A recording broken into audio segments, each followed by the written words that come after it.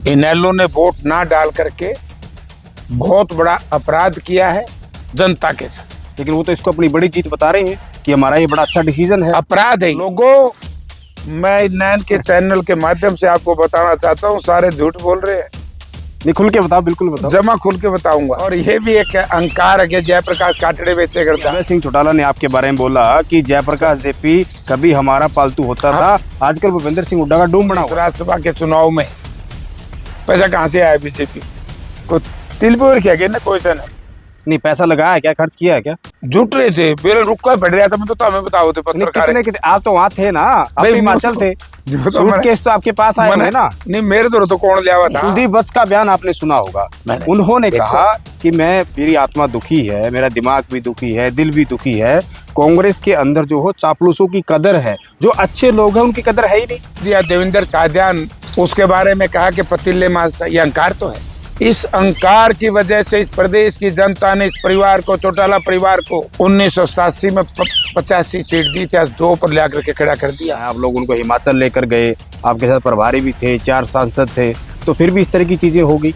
आपके आधे विधायक कह रहे हैं कि बीजेपी की तरफ से दबाव किया गया, कहने की खरीद फरोख्त की बातें की गई।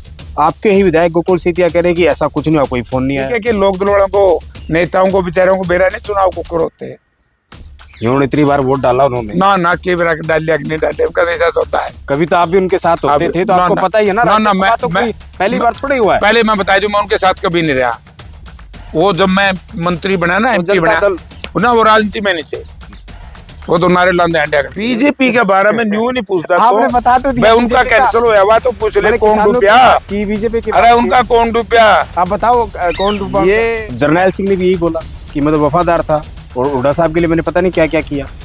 मतलब जितने भी विधायक हैं, रेनू बाला। अरे भाई वो कुछ बोल रहे, उनका बोलने से हमें क्या है, वो जवाब दें। जवाब वो दे तो रहे हैं ना, उनके देने से क्या बड़ा, लिख के देना पड़ेगा अनुशासन समिति को। दोस्तों नमस्कार, मैं सुरेंद्र नैन, और इस वक्त मेरे साथ मौजूद हैं भारत सरकार में रहे मंत्री और हिसार से कांग्रेस के सांसद जयप्रकाश साहड़ जेपी जी। और अगर हम इन दिनों की बात करें, राज्यसभा चुनाव के बाद जिस तरीके से सभी नेताओं के निशाने पर 2 ही नेता है। सबसे पहले नेता है वो है भूपेंद्र सिंह हुड्डा, और उनके बाद अगर कोई दूसरे नेता हैं वो हैं जयप्रकाश जेपी। तो चाहे कांग्रेस के विधायकों की बात करें या फिर बाकी पार्टियों की बात करें, पानी पी पी कर जो है वो इन दोनों नेताओं को जमकर कोसा जा रहा है। तो सारी की सारी बात बड़ी खुलकर करेंगे। तो साहड़ साहब, बहुत बहुत स्वागत है आपका। धन्यवाद जी। तो साहड़ साहब, इस पर फिर खेला कर दिया आपने। क्या कर दिया? जो खेला पहले हुआ था 2016 के चुनाव में हुआ राज्यसभा में, तो कह रहे हैं कि इस बार फिर कर दिया। और आपको तो बड़ा मास्टरमाइंड माना जा रहा है कि जो खेला जेपी ने पहले किया था, वही खेला जेपी ने जो है हुड्डा साहब के साथ फिर दोबारा कर दिया। कुछ लोग भ्रम में पैदा हुए और भ्रमित हैं और भ्रमित रहेंगे, क्योंकि वो अपने पापों को दबाने के लिए दूसरे को आरोपित करते हैं। ये धन्यवाद करो चौधरी भूपेंद्र सिंह हुड्डा का, जिन्होंने खुद पार्टी की तरफ से एक अधिकृत व्यक्ति होकर के, इनके वोट देख करके और इस चुनाव को बचाया। पहली बात तो ये है कि आप लोग जिन लोगों से प्रश्न पूछते हो, वो ये तो बता दें कि राज्यसभा का चुनाव कैसे होता है, मैं उनको मान जाऊं। उनको यही बता दो कि फार्मूला क्या होता है राज्यसभा के चुनाव में जी। वो यही बता दो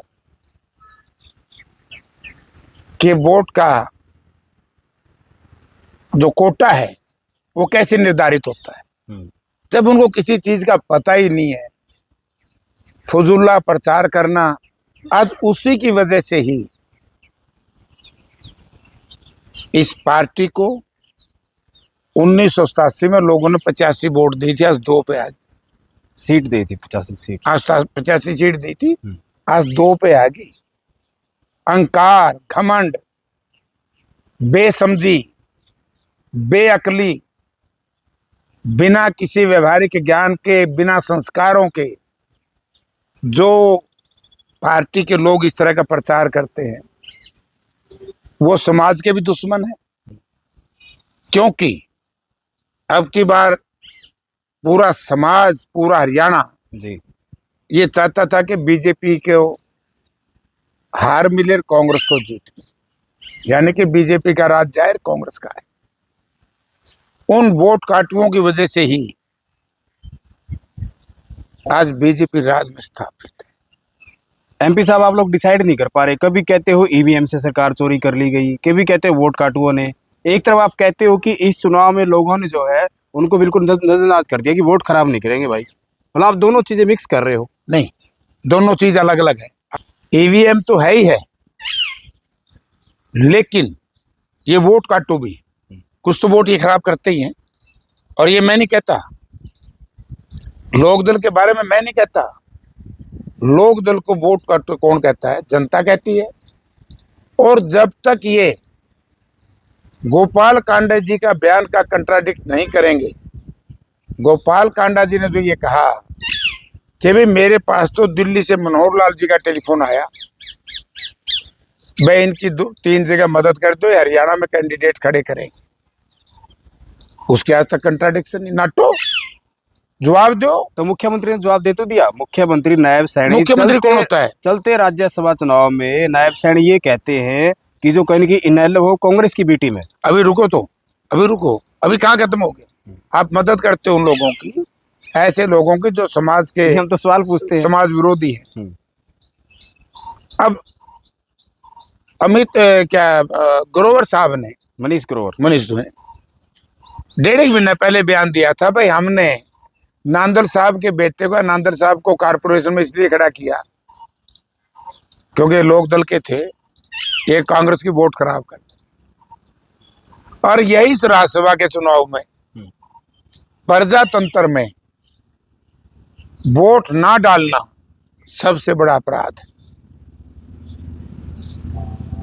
इनेलो ने वोट ना डाल करके बहुत बड़ा अपराध किया है जनता के साथ। लेकिन वो तो इसको अपनी बड़ी जीत बता रहे हैं कि हमारा ये बड़ा अच्छा डिसीजन है। अपराध है ये। अब उनको पता ही नहीं प्रजातंत्र क्या होता है, उनको यही नहीं पता राज्यसभा क्या होती है। अरे भैया, आपने वोट तो डालना चाहिए था, किसी का डालो, और किसी का भी नहीं डालना था तो कम से कम खाली छोड़ जाते। नोटा तो है ही नहीं ना इसमें। नोटा नहीं है, लेकिन नोटा जैसी चीज है। लेकिन हुड्डा साहब ने जिस तरीके से पहले कहा कि इनेलो जो है इस चुनाव से बाइकाट ही कर जाए, हुड्डा साहब ने बहुत पहले बोल दिया था। फिर पहले तो बाइकाट को नहीं किया, या तो उसी दिन बाइकाट करते जिस दिन इलेक्शन डिक्लेयर हुआ। फैसला तो 11 तारीख को कर लिया था इन्होंने, 3 उस दिन बोला गया है प्रेस कॉन्फ्रेंस करके। नहीं, जब लोगों, मैं नैन के चैनल के माध्यम से आपको बताना चाहता हूँ, सारे झूठ बोल रहे हैं। नहीं, खुल के बताओ, बिल्कुल बताओ। जमा खुल के बताऊंगा। 12 बजे प्रेस कॉन्फ्रेंस के इनेलो फैसला देगी, 11 को कैसे दे दिया? नहीं, 11 तारीख को जो जींद में मीटिंग हुई थी ना, नो, उनका कहना है कि वहां पे डिसाइड कर लिया गया था। डिसाइड कर लिया। बोला तेरे मन में क्या है, उसका क्या पता? जनता को बताना चाहिए था 11 तारीख को।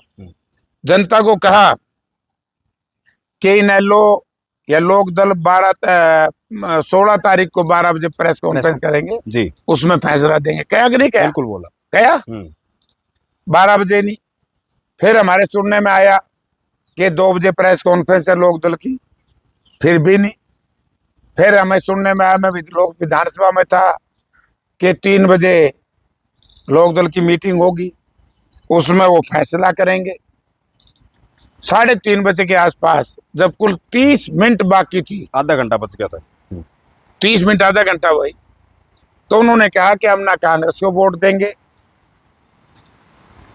ना बीजेपी को देंगे।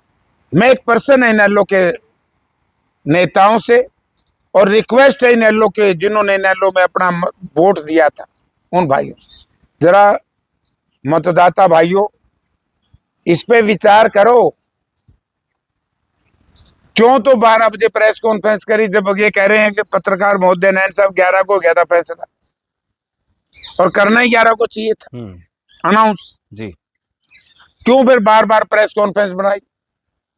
बार बार प्रेस कॉन्फ्रेंस बुलाना, इसका मतलब है किसी पे दबाव डालना कि या तो ये कर दो हमारा, नहीं तो हम ये कर देंगे। चलो वो इनेलो के 2 वोटों की बात आपने बताई, लेकिन जो 9 अभी रुको तो पहले 2 वाला का तो लंदे तोड़े उन्हें क्यों बचावा है? उनका हिसाब करो। तो उन्होंने क्यों नहीं फैसला किया? इसलिए नहीं किया क्योंकि देवेंद्र कादियान जो इसके इलेक्शन एजेंट थे सतीश नांदल के, उन्होंने कहा कि तो पर्चा भरवाना में भी हमारे साथ थे। 2 बजे तक मैंने इंतजार करी कि आएंगे। तो ये जो सस्पेंस है इसका राज खोलो। लेकिन इसका बयान तो दे दिया ना इनेलो के विधायकों ने। आदित्य चौटाला ने बोल दिया कि वो कैसी बात करते हो, तो ढाबे चलाते हैं, पतीले मांजते हैं। उस पे भी आऊंगा, उस पे फिर आऊंगा पतीले मांजने पे। ये अहंकार तो ले बैठे इस परिवार ने। कोई तो कहे प्रोफेसर संपत सिंह के बारे में, एक MA पास है, पढ़ा लिखा है, सीनियर है, कि बोला हमने इसलिए MLA बनाया हमारे ओके बन खाकर।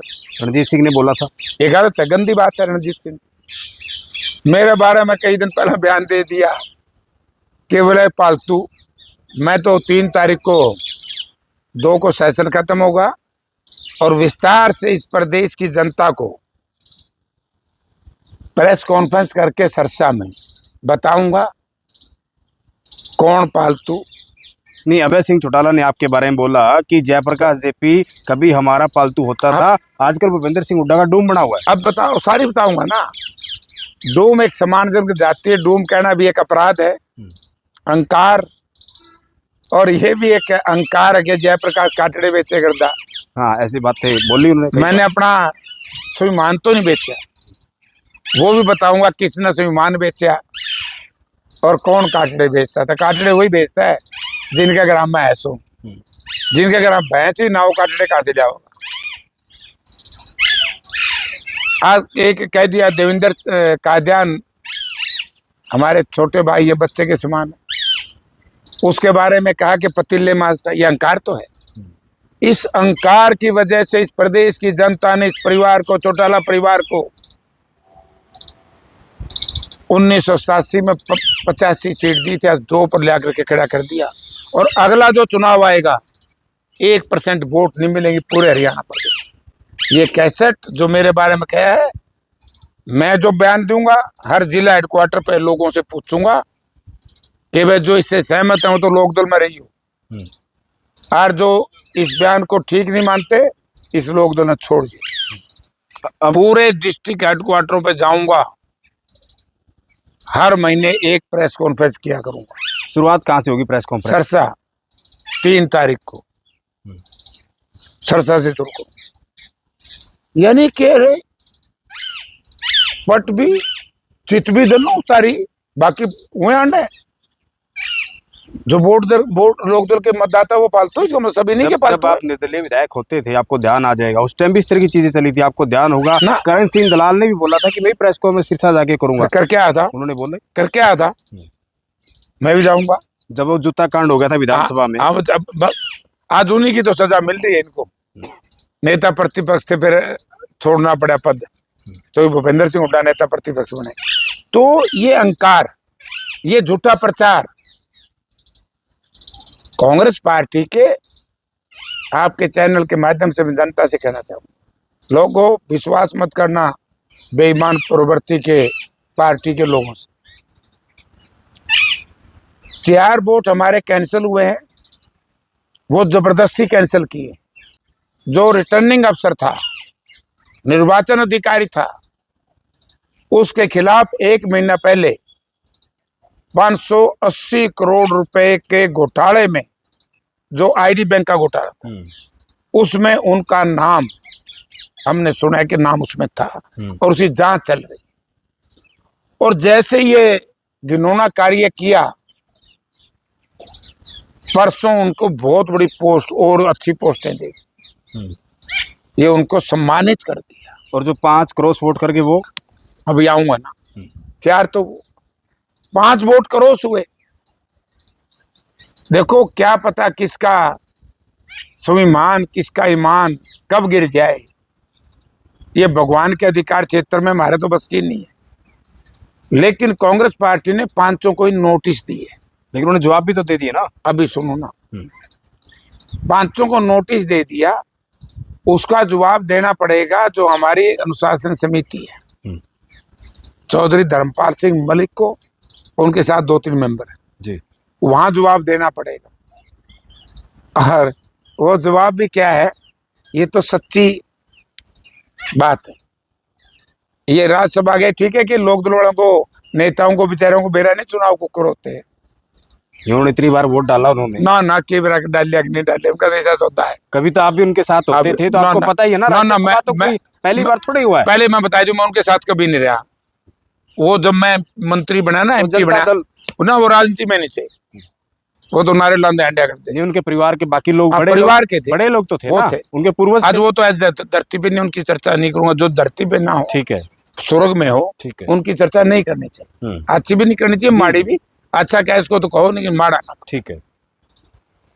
तो ये क्या है, जो अधिकृत हमारा एजेंट होता है पार्टी का, उसको दिखाना पड़ता है। वो देखता है भाई किसने किसकी वोट डाली जी। अगर ना दिखाए तो वोट कैंसिल हो जाता है।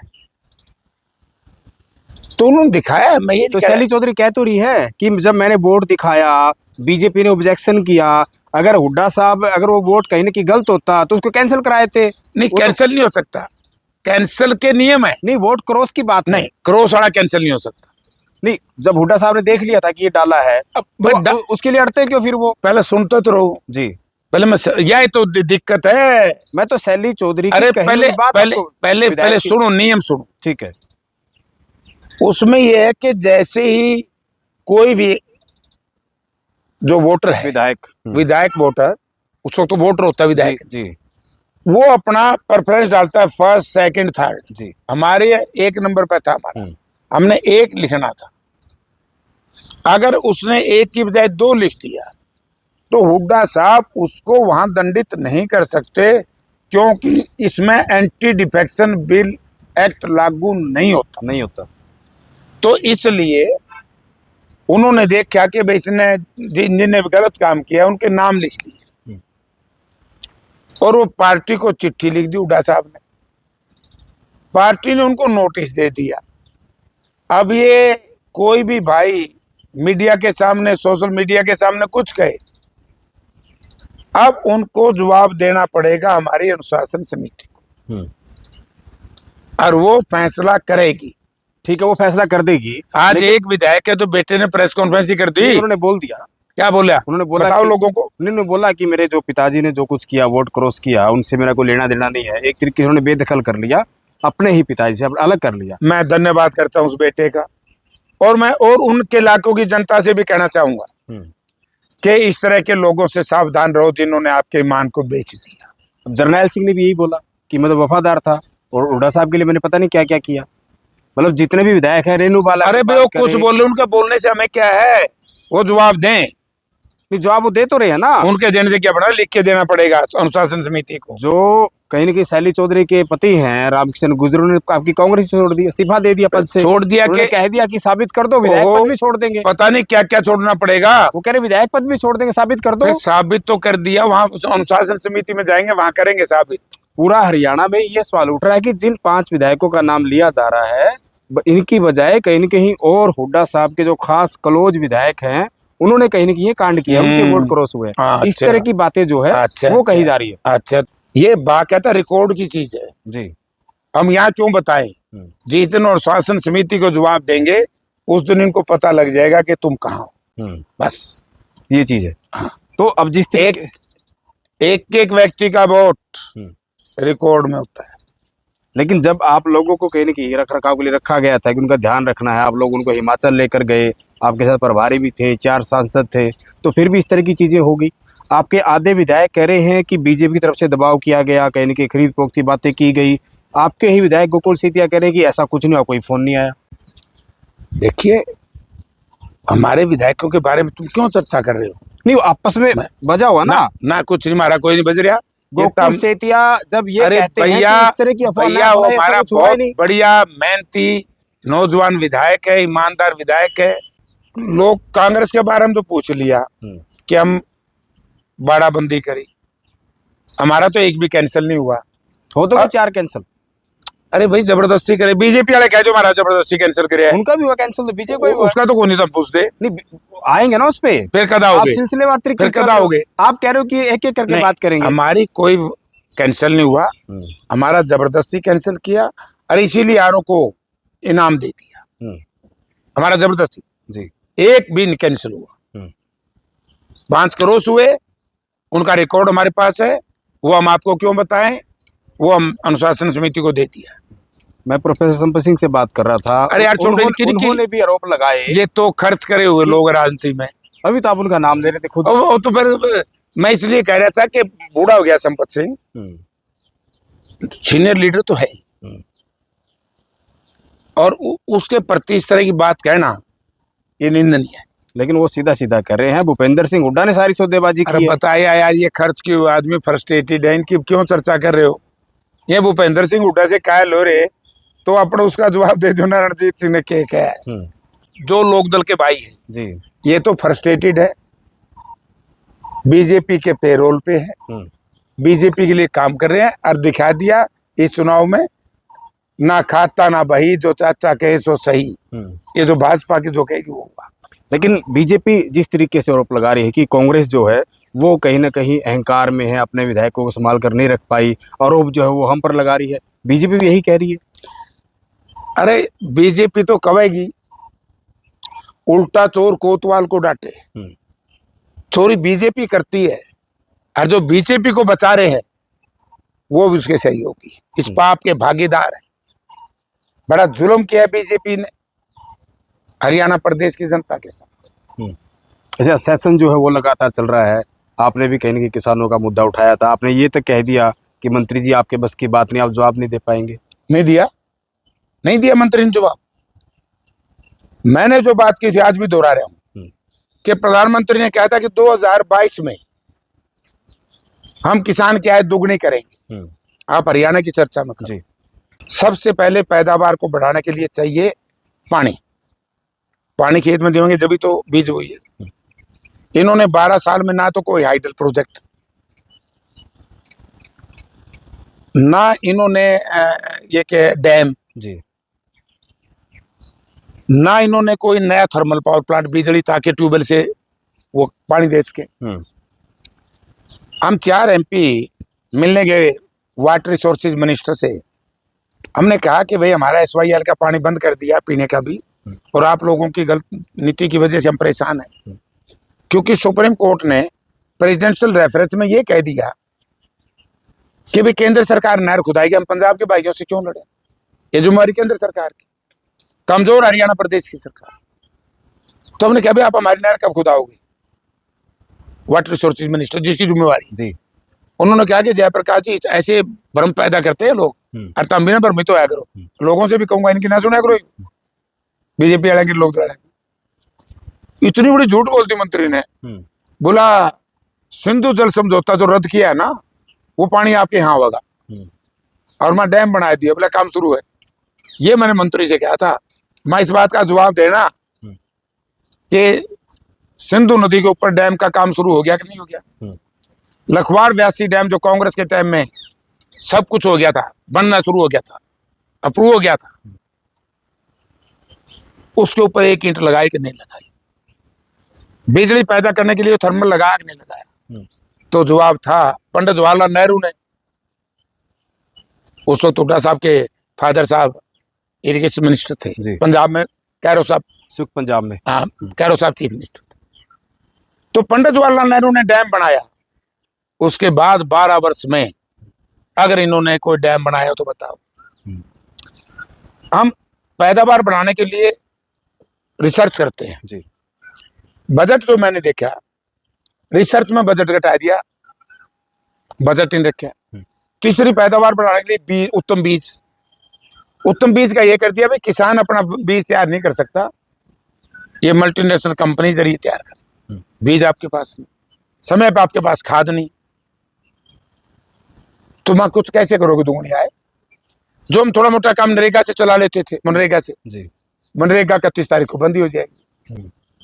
VBG राम जी, उस पर भी मैंने चर्चा की थी, काफी बार बताया आपने।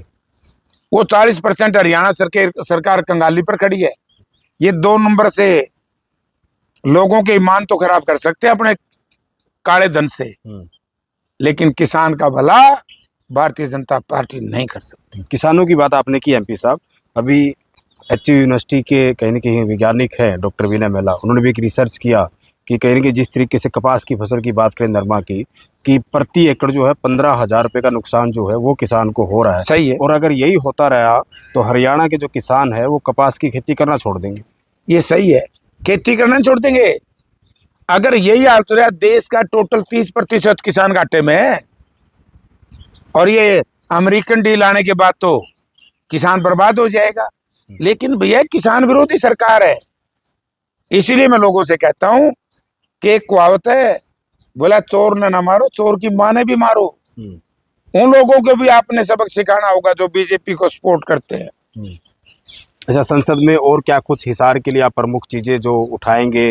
देखो, किसानों के लिए मैंने उठाई है, लोग आपसे आकर मिलते हैं, अपनी बातें रखते होंगे। मैंने हवाई अड्डे की भी उठाई थी, तो नाट की सरकार।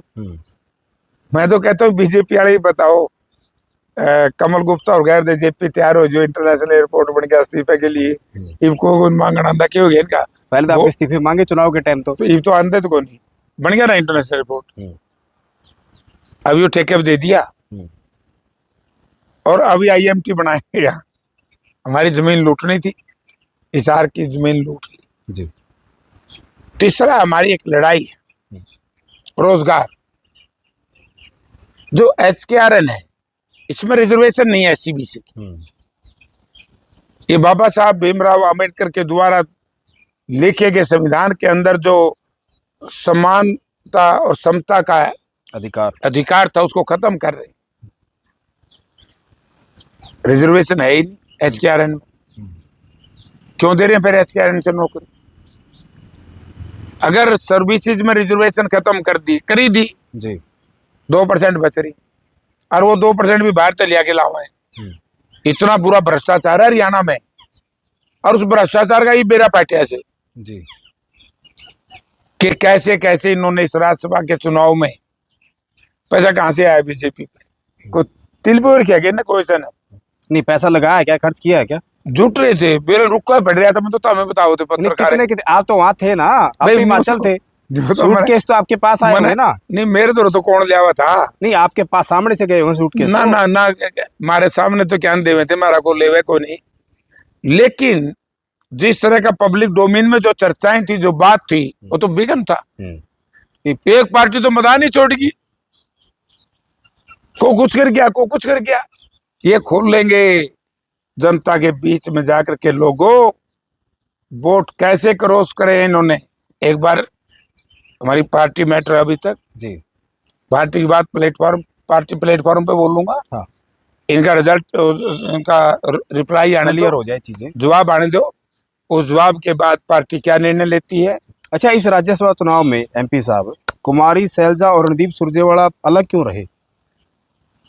तुम तो पूछो, मन नहीं मेरा। आप 4 सांसद थे, सांसद तो 5, उनको भी जाना चाहिए था। भाई तो वो बताएंगे मुझे। देखो, इस बारे में उनके बारे में मैं कुछ नहीं बोलूंगा, वो वही बताए। नहीं, वो जानबूझ के दूर हुआ, दूर रखा गया, वो अच्छे से बता सकते हैं, मुझे क्या पता।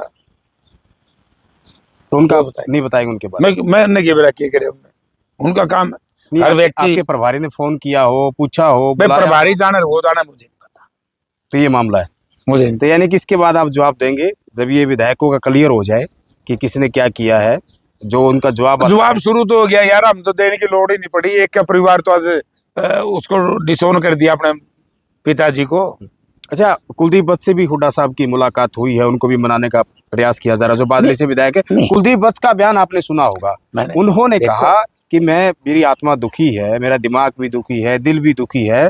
कांग्रेस के अंदर जो हो चापलूसों की कदर है, जो अच्छे लोग हैं उनकी कदर है ही नहीं। वो जो चलो वो हमारी पार्टी का बढ़िया साथी है, MLA है, उसने क्या कहा, लेकिन मैं ये कह सकता हूँ कि उसने जो बातें रखी हैं वो पार्टी प्लेटफॉर्म पर उस पर चर्चा होगी। लेकिन उन्होंने जो आरोप लगाया, सहमत उनकी बातों से? क्या मैंने क्या आरोप लगाया? उन्होंने कहा तो कि भ्रष्ट लोगों की कहीं कि यहाँ बहुत चापलूस। चलो, हमारी पार्टी की बात है, ये उन लोगों की होती है, तो हमने क्यों बताऊं? उन्होंने ये भी कहा कि वो 5 मई को बड़ा फैसला लेंगे, आने वाली 5 मई को। बहुत अच्छी बात है, वो ले सकते हो, अपना उनका अपना निर्णय होगा। जो भी होगा वो तो उनकी बात में है। हमारा की बात तो क्यों तो बीजेपी के बारे में न्यू नहीं पूछता आपने तो बता तो दिया भाई उनका बीजेपी का। कैंसिल होया हुआ तो पूछ ले मैंने कौन किसानों डूबया। की बीजेपी की अरे बात की। उनका कौन डूबया।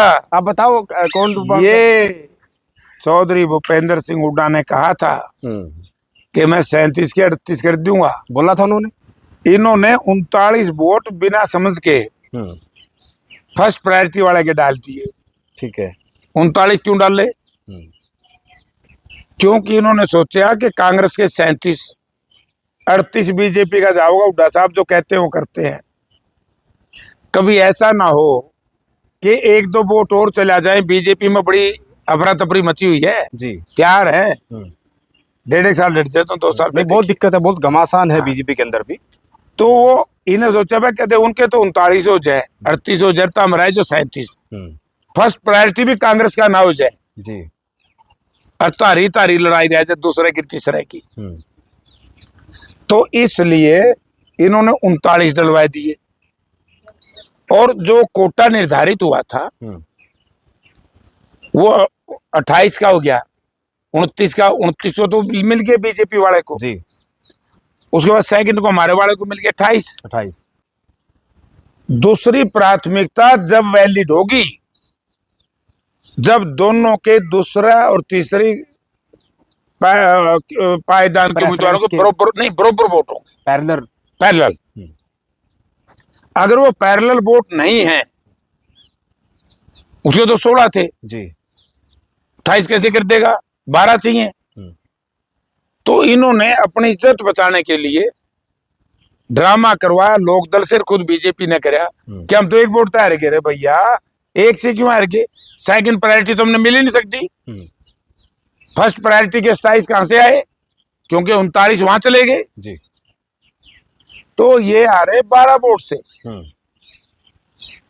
तो यही मैं कहना चाहता हूं कि लोग झूठ बोल रहे हैं। ये लोग बीजेपी के भी हर लोग थोड़ा बोला कांग्रेस ने साथ मारना चाहिए। भले आदमियों वोट का तो सदुपयोग करना चाहिए था। आपने कोई सी पार्टी को नहीं देना था तो आप खाली डालाते जी नोटा। ठीक है, चलो बहुत बहुत शुक्रिया सारण साहब, आपने बड़ा विस्तार से बताया कि क्या कुछ प्रक्रिया होती ये है प्रक्रिया सही। जिन लोगों को नहीं पता था वो भी समझ जाएंगे और लायक तो है समझाने भाई जी तो हम समझन दो। नहीं, मैं तो हमारा काम है सवाल पूछना। नेता देखो अपनी बात बताएगा, जो नेता जिस तरीके का वैसी बात करेगा।